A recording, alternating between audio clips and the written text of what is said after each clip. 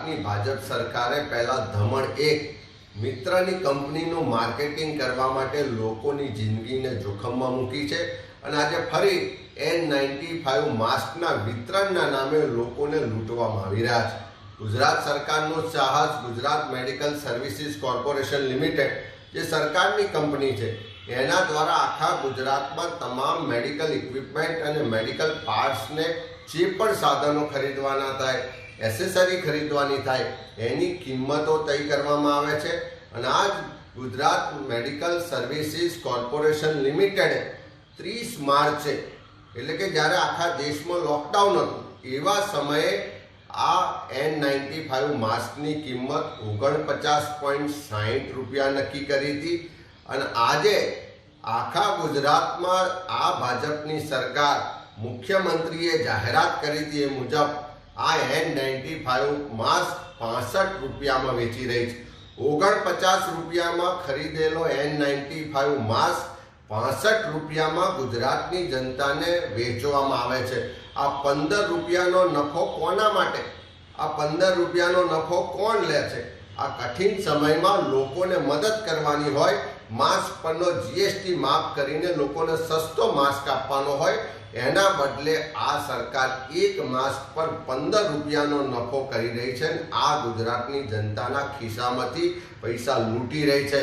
કોરોનાની પરિસ્થિતિમાં કોઈની પણ સામે બોલવું કે જૂઠા આક્ષેપ કરવા એ સહેલા છે, પરંતુ કામ કરવું, સારું કામ કરવું અને જનસેવા કરવી એ અઘરી હોય છે. કોંગ્રેસ સેવા કાર્યો કરતી નથી અને એટલા માટે કોઈ પણ મુદ્દે વિવાદ ઉભો કરીને માત્ર જૂઠા આક્ષેપ કરવાનું કામ કરી રહી છે. કોંગ્રેસ નોન ઇસ્યુને ઇસ્યુ બનાવવાનો એક નિષ્ફળ પ્રયાસ કરી રહી છે. દેશના કોઈ પણ રાજ્યોમાં N95 માસ્કની કિંમત 150 થી 250 રૂપિયા સુધીની છે. મુખ્યમંત્રી શ્રી વિજયભાઈ રૂપાણીની સરકારે આ માસ્કની કિંમત ઘટાડીને માત્ર 65 રૂપિયા કરી કોંગ્રેસ એનો વિરોધ કરે છે. કોંગ્રેસ પહેલા એક બાજુ કહે છે કે માસ્કના કાળા બજાર થાય છે અને બીજી બાજુ જ્યારે 65 રૂપિયા ફિક્સ કરી ત્યારે એનો વિરોધ કરે છે. કોંગ્રેસ બે મોઢાની વાત કરે છે. કોંગ્રેસ આ પ્રકારની પરિસ્થિતિમાં પણ સિવિલ હોસ્પિટલની અને એના કોરોના વોરિયર્સની નિંદા કરે છે. અરે આ સિવિલ હોસ્પિટલમાં ડોક્ટર્સ, નર્સ, પેરામેડિકલ સ્ટાફ અને સફાઈ કામદારો સહિતના તમામ સ્ટાફ એ પોતાનો જાન જોખમમાં મૂકીને કોરોના દર્દીઓની સારવાર કરી રહી છે.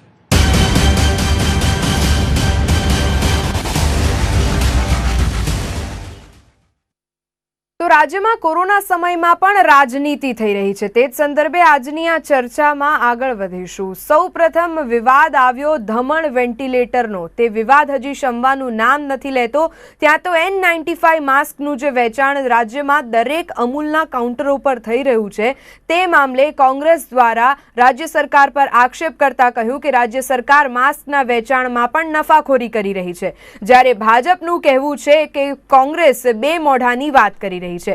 આ સંદર્ભમાં જ્યારે આપણે ચર્ચા કરવા માટે ઉપસ્થિત થયા છે ત્યારે આ ચર્ચાનો હેતુ માત્ર એ રહેશે કે આવા કપરા કાળમાં પણ આક્ષેપ અનાક્ષેપ કેટલા વ્યાજબી છે, પક્ષ વિપક્ષ કેટલો વ્યાજબી છે. એક રીતે જ્યાં કોરોનાના કેસીસ સતત વધી રહ્યા છે, જે શરતો સાથે છૂટછાટ આપવામાં આવી છે લોકડાઉનના ચોથા તબક્કા અંતર્ગત, તેમાં પણ જો કોરોનાના કેસીસ વધશે તો તેની પાછળ જવાબદાર કોણ? આ વિવાદોની હેઠળ વધુ એક વિવાદ સામે આવ્યો. અમદાવાદની સિવિલ હોસ્પિટલ હોય, SVP હોસ્પિટલ હોય કે વડોદરાની સયાજી હોસ્પિટલ, કે જ્યાં સરખા નામોને કારણે જે કોરોના નેગેટિવ વ્યક્તિઓ છે તેમને બદલે કોરોના પોઝિટિવ વ્યક્તિઓને, કોરોના પોઝિટિવ દર્દીઓને રજા આપી દેવાનો વિવાદ છે. આ તમામ મામલે વિવાદોના ચક્રવ્યૂહમાં અત્યારે રાજ્ય સરકારની પરિસ્થિતિ કઈ દિશામાં આગળ વધશે તે જાણવું જરૂરી બની રહેતું હોય છે અને તે જ સંદર્ભમાં ચર્ચા કરવા માટે આજે આપણી સાથે આ કાર્યક્રમમાં ઉપસ્થિત થયા છે ભારતીય જનતા પાર્ટીના ડોક્ટર કમલેશ રાજગોર છે, કોંગ્રેસમાંથી આપણી સાથે લલિત પટેલ જોડાયા છે, રાજકીય વિશ્લેષક એવા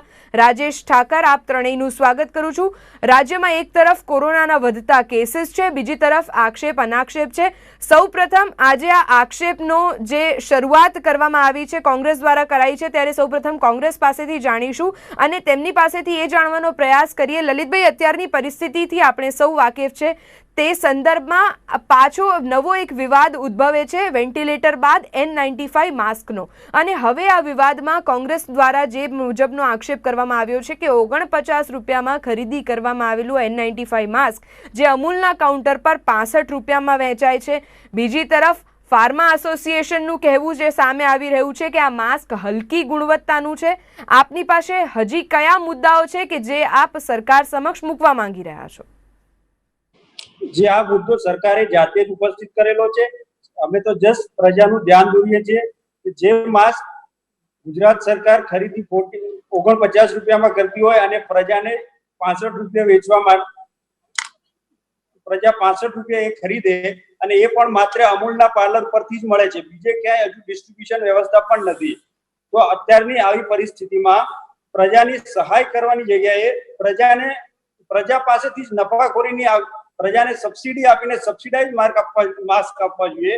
એની જગ્યાએ અત્યારે પ્રજા જોડેથી જ નફાખોરી.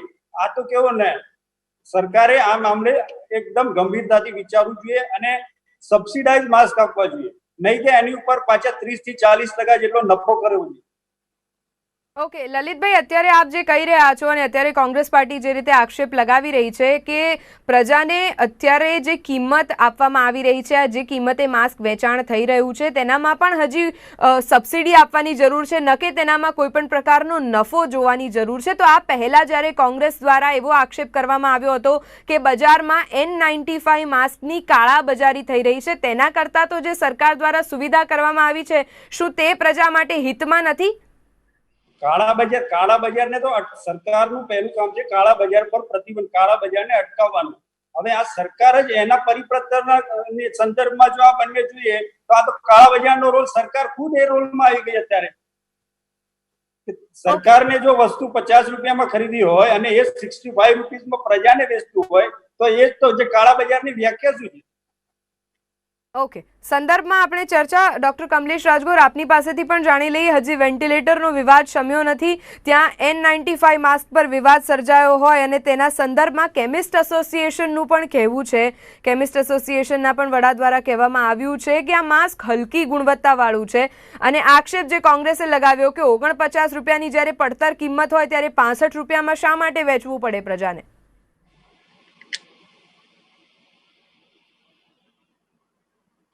ડોક્ટર કમલેશ રાજગોર, આપનો ઓડિયો મ્યુટ કરેલો છે, આપ ઓડિયો અનમ્યુટ કરી દો. જી હા મેડમ, જી સર. આપની ચેનલના માધ્યમથી હું સ્પષ્ટ કહું છું કે હજુ કોરોનાનું સંક્રમણ પત્યું નથી. જી. આવનારા દિવસોની અંદર કોરોના સામે સૌ લોકોએ ખભે ખભા મિલાવીને લડવાનું છે. અત્યારે ડોક્ટરો પણ એવું માને છે કે જો પેશન્ટો જે છે એ મનોવૈજ્ઞાનિક રીતે જો નબળા પડી જશે ને તો ચોક્કસ એમની જે સાજા થવાની કેપેસિટી અથવા પર્સન્ટેજ છે ને એ ઓછા થઈ જશે. માસ્કના વિવાદ આવતા પહેલા હું એક બીજો વિવાદ કહું. રાજેશભાઈ એના સાક્ષી છે, તો એમણે જયારે દમણનો વિવાદ ઉઠાવ્યો હતો ત્યારે રાજેશભાઈએ જ મને કીધું હતું કે ભાઈ આપણને તો ફ્રીમાં દમણ મળ્યું છે, તો કોઈ આપણને સરકાર ફ્રીમાં અથવા કોઈ પણ વ્યક્તિ ફ્રીમાં ઝેર આપે તો આપણે ઝેર લઈ લઈએ? એક નાનો માણસ પણ ખબર પડશે અને અભણ માણસને પણ ખબર પડે છે કે ભાઈ ઝેર લેવાથી, વ્યક્તિને ઝેર આપવાથી માણસનું મૃત્યુ થાય છે.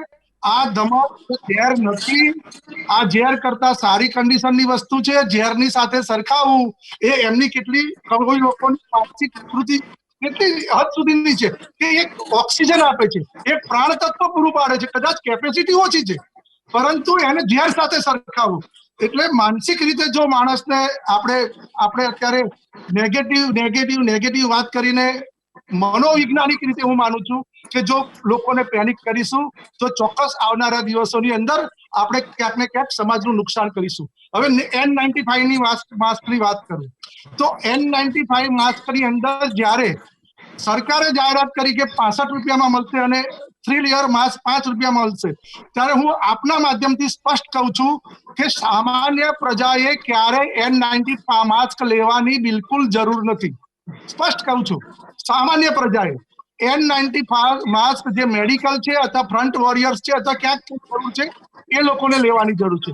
અને મોટા ભાગે એ લોકોને તો સરકાર પૂરું પાડે છે, પરંતુ ક્યાંક ધારો કે પ્રાઇવેટ ડોક્ટર્સ છે, પ્રાઇવેટ સ્ટાફ છે, એને N95 માસ્કની લેવાની જરૂર પડી, તો અત્યાર સુધી એવું થતું હતું જ્યાં સુધી સરકારે જાહેરાત નથી કરી ત્યાં સુધી આ N95 માસ્ક અમને એઝ મેડિકલ પ્રોફેશન વાળાને 90 રૂપિયાનું માસ્ક અમને 150 રૂપિયામાં મળતું હતું.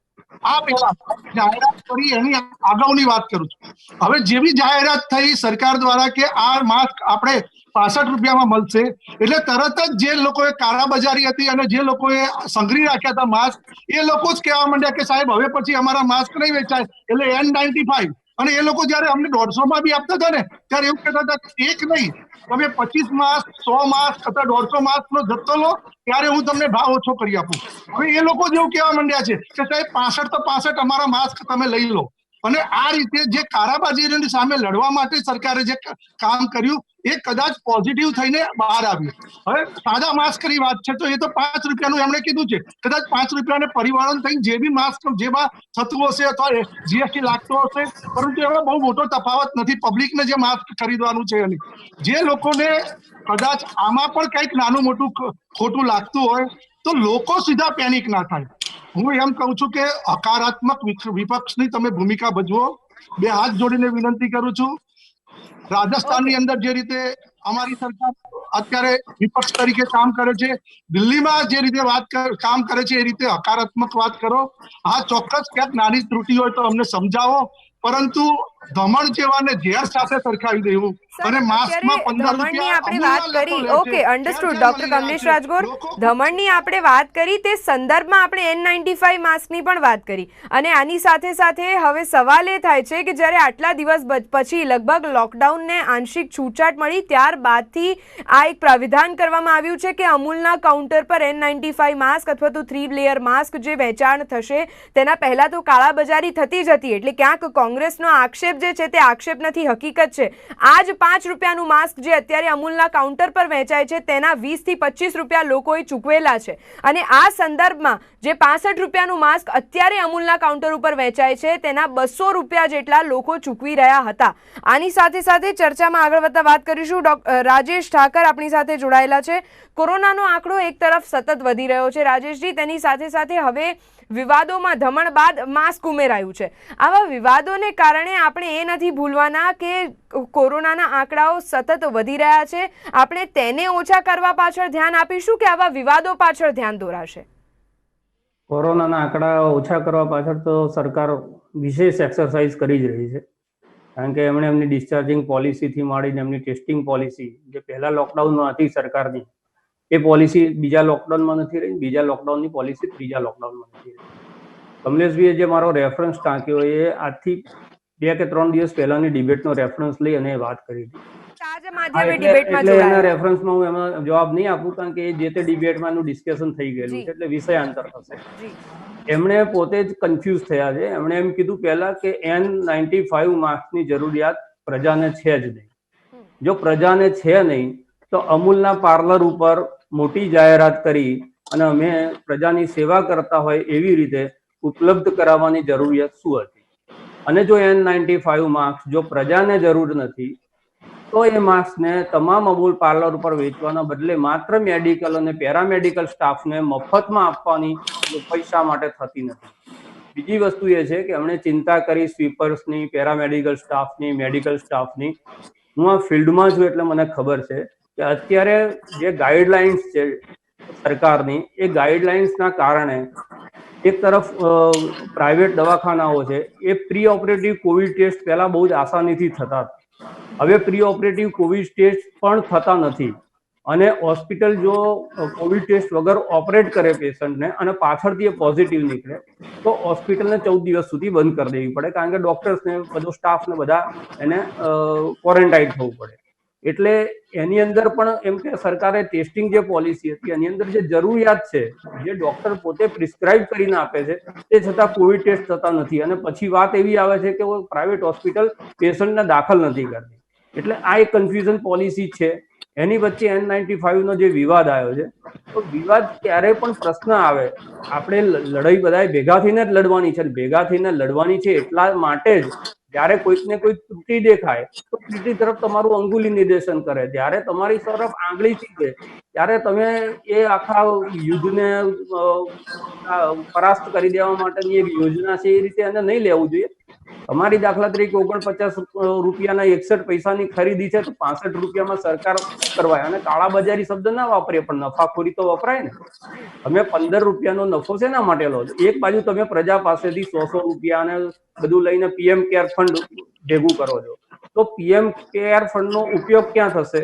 ના મજૂરોના ભાડા માટે થયો, ના મજૂરોના ટ્રાન્સપોર્ટેશન માટે થયો, ના N95 ફ્રી ઓફ કોસ્ટ આપવા માટે થયો.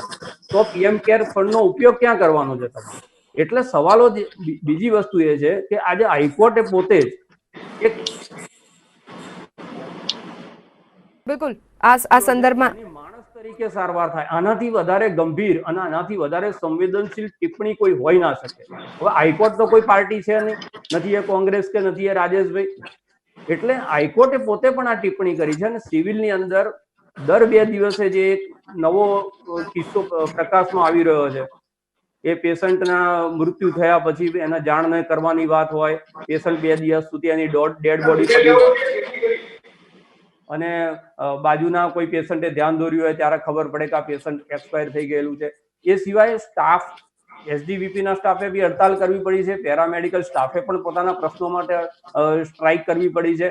એમના વેતન ભત્તાથી લઈને એમની પોતાની સુરક્ષા માટે જે પીપીઈ કીટને આપવાની હોય ત્યાં સુધીની વાત છે નતાશા, કે 8 કલાક સુધી એવી ફરિયાદો પણ મળે છે કે 8 કલાક સુધી જે ડ્યુટી ઉપર પેરામેડિકલ સ્ટાફ છે એમને વોશરૂમ જવાની પરમિશન પણ નથી આપવામાં આવતી. એટલા માટે નથી આપવામાં આવતી, જો વોશરૂમ જઈને આવે તો એમને આખી એમની પીપી કીટ, ગ્લોવ્સ, માસ્ક એ બધું જ એમને ચેન્જ કરવું પડે.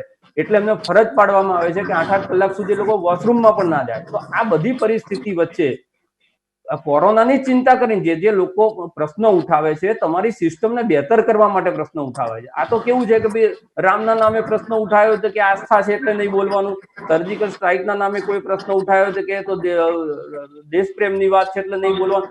એટલે કયા વિષય ઉપર વિપક્ષે બોલવાનું કે રાજકીય વિશ્લેષકોએ ટિપ્પણી કરવાની એ પણ સત્તાધારી પક્ષ નક્કી કરે છે. એટલે સવાલ એ પણ થાય ને રાજેશભાઈ, બિલકુલ સવાલ ઉઠાવવાના વ્યાજબી વાત છે. સૂચન આવે એના ઉપર બેસી અને બંને પક્ષને સાથે રાખીને અમિતભાઈ ચાવડાને સાથે રાખો, પરેશ દાનાણીને સાથે, હું તો કહું છું પરેશ દાનાણીને કોવિડના ઇન્ચાર્જ બનાવી દો, પ્રશ્ન જ પૂરો થઈ જશે. અને તમે એમ કહો તમે અમારી સાથે જ બેસો રોજ અને રોજ કરો મીટિંગ, જયંતિ રવિ જોડે તમે પણ બેસો ને અમિતભાઈ ચાવડા પણ બેસે, અને તમારા જે પણ સૂચનો હોય, તમારા જે પણ અભિપ્રાય હોય એ અમને સાથે રહીને આપો. એમણે જે રાજસ્થાનનું ઉદાહરણ આપ્યું, તો રાજસ્થાનની સરકાર જે છે એ વિપક્ષને સાથે લઈને ચાલે છે, એટલા માટે ત્યાં આગળ આ પ્રશ્નો ઉભા નથી થતા. રાજેશભાઈ, બિલકુલ આપે કીધું એમ કે અત્યાર સુધી જ્યારે સવાલો ઉઠાવાયા છે ત્યારે સવાલોનો હલ કાઢવાના પ્રત્યે અથવા તો તેનો જવાબ આપવાને બદલે તે સવાલ જ દબાવી દેવામાં આવ્યો છે કે કેમ સવાલ ઉઠાવાય, ચોક્કસ. પણ તમને અત્યારે એ પણ નથી લાગતું કે વિપક્ષ કદાચ મોડી જાગી છે? જો આ જ સંદર્ભમાં જે તે વખતે જ્યારે કાળા બજારી થતી હતી માસ્કની, સેનિટાઈઝરની, તે વખતે વિપક્ષ દ્વારા સવાલ કેમ ન ઉઠાવાયો? આ પણ એક સવાલ છે. લલિતભાઈ, મારો સવાલ આપને છે કે અત્યારે જ્યારે 65 રૂપિયાની કિંમતમાં અમૂલના કાઉન્ટર પરથી N95 માસ્ક વેચાય છે, એક તરફ અમૂલના કાઉન્ટર પરથી લીધેલું આ N95 માસ્ક કે જેનું બિલ પણ અમૂલ કાઉન્ટર ઉપરથી મળતું નથી, બીજી તરફ દાવો કરવામાં આવ્યો છે સરકાર દ્વારા કે આ માસ્ક સારી ગુણવત્તાનું છે, તો બીજી તરફ કેમિસ્ટ એસોસિએશનનો દાવો છે કે આ માસ્ક હલકી ગુણવત્તાનું છે. હવે આ જ સંદર્ભમાં જેટલા પણ સવાલ ઉઠવા પામ્યા છે તે સંદર્ભે અત્યારે પરિસ્થિતિના ભાગરૂપે જ્યારે વિપક્ષ દ્વારા દાવો કરવામાં આવ્યો છે કે 49ની કિંમતનું પડતર માસ્ક 65 રૂપિયામાં કેમ વેચાય છે, તો આટલી મોડી કેમ જાગે છે વિપક્ષ? થોડાક દિવસ પહેલા જાગવાની જરૂર હતી ને, જ્યારે આ રજૂઆત કરવામાં આવી, જ્યારે આ નિર્ણય લેવામાં આવ્યો કે અમૂલના કાઉન્ટર ઉપર આજથી માસ્ક વેચાશે. એ દિવસે એમાં બિલકુલ મોડું નથી થયું. વિપક્ષના ટાઈમ એ પ્રમાણે જ્યારે એ લોકોએ 65 રૂપિયામાં નક્કી કર્યું અને જ્યારે 30 માર્ચનો સર્ક્યુલર એ જ દિવસે સવારે ડિક્લેર કર્યું, સાંજે જ અમારા પ્રવક્તાએ ઓલરેડી પ્રેસમાં એ કહી દીધેલું કે આ ઓલરેડી એક નફાખોરીનું ગુજરાત સરકારનું આ પગલું છે, આ ના કરવું જોઈએ. અને રહી વાત દમણની, તો દમણમાં પણ રાઈટ ટાઈમ જ કોંગ્રેસ પાર્ટીએ આ મુદ્દો ઉઠાવ્યો, નહીં તો 5000 દમણ ખરીદી ગયા હોત અને એનું પેમેન્ટ પણ સરકારની તિજોરીમાંથી થઈ ગયું હોત. આ તો કોંગ્રેસના લીધે કોંગ્રેસ સરકારની તિજોરી પર એટલો ખર્ચ નથી થયો. આ સંદર્ભમાં આપણે ધમણની ચર્ચા નહીં કરીએ, પણ ડોક્ટર કમલેશ રાજગોર, જે રીતે રાજેશભાઈએ પણ પેનલ ઉપર કીધું કે જ્યારે રાજસ્થાનમાં વિપક્ષને સાથે રાખીને સરકાર નિર્ણયો લે છે અને તે માટે કોઈ હોબાળા થતા નથી અથવા તો આવા મુદ્દાઓ લૂઝ કોન્ટેક્ટ મળતા નથી, તો હવે ગુજરાતમાં પણ આ પરિસ્થિતિ કેમ ન ઉદ્ભવી શકે? એક તરફ આપણે વૈશ્વિક મહામારીનો સામનો કરી રહ્યા છે, કેસીસ સતત વધી રહ્યા છે અને તેનામાં આવા વાદ વિવાદ ઉપર આપણે પ્રજાને ધ્યાન દોરી રહ્યા છીએ. ચોક્કસ બહુ જ સરસ પ્રશ્ન કર્યો છે અને સરસ પ્રશ્નનો સરસ જવાબ આપીશ, પણ જે કોંગ્રેસના પ્રવક્તા બની રહેલા રાજકીય વિશ્લેષક હોય ને એમના મગજમાં આ વાત નહીં ઉતરે. હું તમને સ્પષ્ટ કહું કે આ જ્યારે માસ્કની વાત હતી એના પહેલા પણ જે પણ કોંગ્રેસના જવાબદાર લોકો હતા એમને ક્યાંક ને ક્યાંક ઇનપુટ લેવાની વાત કરવામાં આવી છે. લોકડાઉન કરવાતા પહેલા પણ કોંગ્રેસના ધારાસભ્યોનો જે પણ વિસ્તારના હોય એનો સંપર્ક કરવામાં આવ્યો હતો.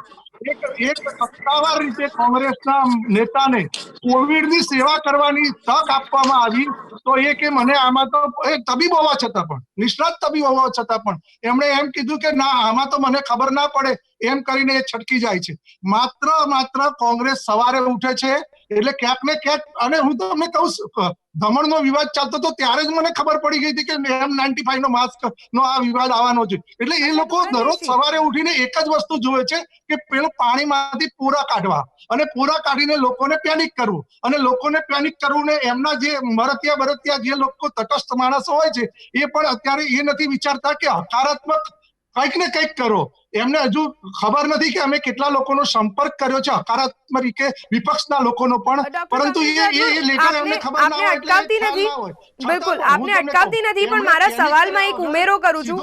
સીધો જો કોંગ્રેસને એવી ચિંતા છે કમલેશભાઈ એક સેકન્ડ, તો ભાઈ અત્યારે એ લોકો ખરીદી લે ને 25 ઓકે કમલેશભાઈ એક સેકન્ડ મારી વાત સાંભળી લો પહેલા.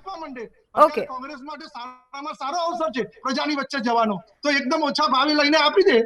ઓકે ડોક્ટર કમલેશ, મારો એક સવાલ છે, આપ સાંભળી લો કે અત્યારના સંદર્ભમાં જ્યારે આપણે આ ચર્ચા કરી રહ્યા છે, ઓકે અન્ડરસ્ટુડ, પણ આ 49 રૂપિયાની પડતર કિંમત 65 રૂપિયામાં વેચાણ થાય છે અને તેની સાથે સાથે કેમિસ્ટ એસોસિએશનનું કહેવું છે કે આ માસ્ક હલકી ગુણવત્તાનું છે, તે બદલ તો આપે જવાબ આપ્યો નથી. નહીં, ચોક્કસ. જો એક વસ્તુ કહું, તમે એવું કહો છો કે આ હલકી ગુણવત્તાનું છે, એને પ્રૂવ થશે ત્યારે અમે નથી કહેતા. નહીં, એ કેમિસ્ટ એસોસિએશન કહેતા હોય તો કેમિસ્ટ એસોસિએશનને બી જવાબ આપવો પડશે કે આ માસ્ક હલકી ગુણવત્તાનું છે કે નહીં. એના માટેના પેરામીટર્સ અલગ હોય છે. માત્ર કોઈ એમ કહી દે કે આ ધમણ એ ઝેર છે એટલે એ માની ન લેવાય, એના પેરામીટર્સ અલગ હોય છે. એ રીતે આ બી ના માની લેવાય કે આ હલકી ગુણવત્તાનું છે. પણ હું સામાન્ય પ્રજા માટે કહું છું કે આ માસ્ક સામાન્ય પ્રજા માટે ખરીદવાની જરૂર નથી. માત્ર ને માત્ર પ્રધાનમંત્રીશ્રીએ જાહેરમાં કીધું છે કે આ જે માસ્ક આ ચોક્કસ અમૂલના પાર્લર ઉપર મૂકવાનું કારણ એટલું છે કે એ અત્યારે દૂધ અને બધું વેચે છે તો એ ખુલ્લું છે અને એમાં જઈને તમે લઈ શકો. પણ જે લોકો ક્યાંક કોન્ટેક્ટમાં આવ્યા હોય દર્દીના, ક્યાંક કંઈક જરૂર હોય, વધારે પડતું એગ્રેસિવ કોઈ પેશન્ટ હોય, એના સંપર્કમાં સાથે સાથે કઈ સેવા કરવા જવું હોય તો ચોક્કસ આ માસ્ક લે. બાકી હું આપના માધ્યમથી આપને પણ વિનંતી કરું છું કે આપ જાહેરાત કરો કે દરેક લોકોએ આ માસ્ક લેવાની જરૂર નથી. સાદું mask, 3 layer mask, surgical mask પણ નહીં, અને બને તો આપણા જ ઘરમાં આપણે કપડાનું બનેલું માસ્કની જરૂર છે. એટલે લોકો પેનિક થઈને દોડાદોડી ન કરે અને આવનારા દિવસોમાં હજુ પણ કટોકટી વધારે સર્જાય ત્યારે માસ્કની અછત ના થાય.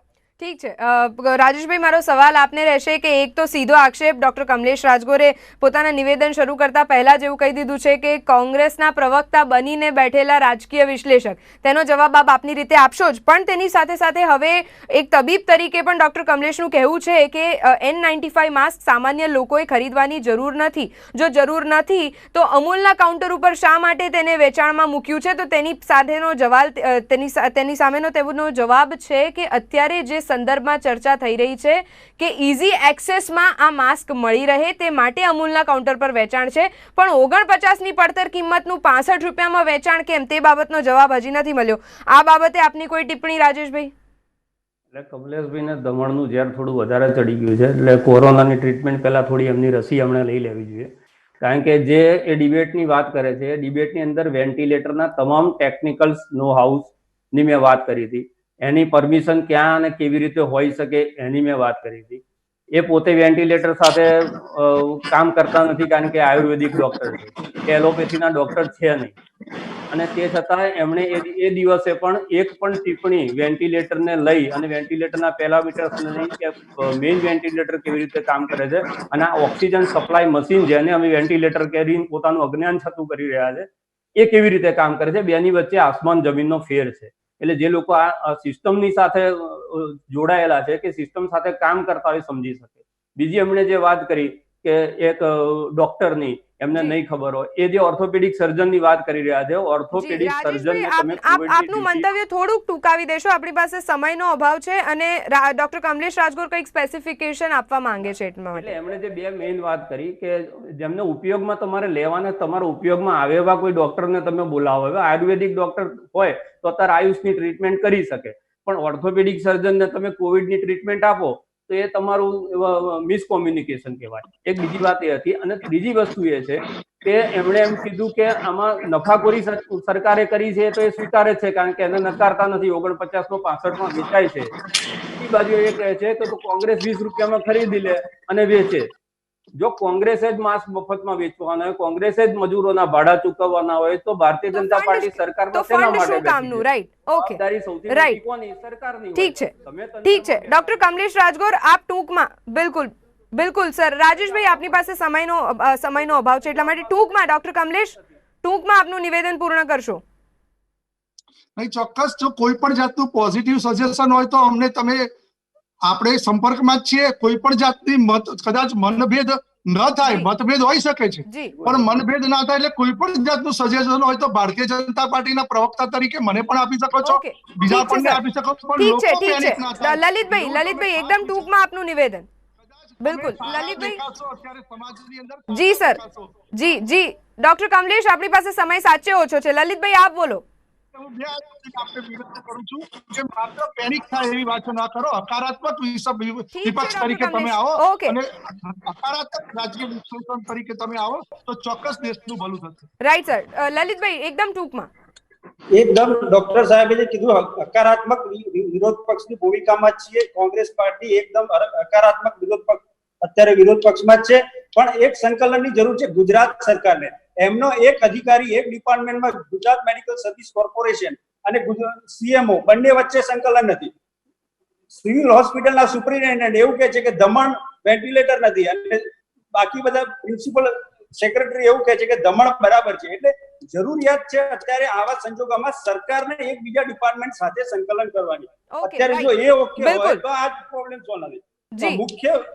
મુખ્ય મુદ્દો જ આ છે કે સરકારના જ એકબીજા વિભાગ એક સાથે સંકલનમાં નથી. બિલકુલ લલિતભાઈ, ડોક્ટર કમલેશ રાજગોર અને રાજેશ ઠાકર, આપ અમારી સાથે આ ચર્ચામાં જોડાયા. આપનો ખૂબ આભાર, આપનો સમય ફાળવ્યા બદલ. દર્શક મિત્રો, એક તરફ કોરોનાના વધતા કેસીસ, રાજ્યમાં સરકારની જેટલી પણ કામગીરી કરાઈ રહી છે તેના ઉપર ઉઠતા સવાલ, પછી તે ધમણ મામલે હોય, કોરોના પોઝિટિવ વ્યક્તિઓને રજા આપવાને મામલે, કાં તો પછી N95 માસ્કનો આ નવો વિવાદ જે સર્જાયો છે. એક તરફ છે મહામારી અને બીજી તરફ છે વિવાદોનું આક્રમણ. એકંદરે લોકો અત્યારે એવી પરિસ્થિતિમાં મુકાયા છે કે જ્યાં તેમને સમજવું મુશ્કેલ થઈ રહ્યું છે કે આગળ વધતા તેમને કઈ રીતે અને કઈ દિશા સૂચક અપનાવી.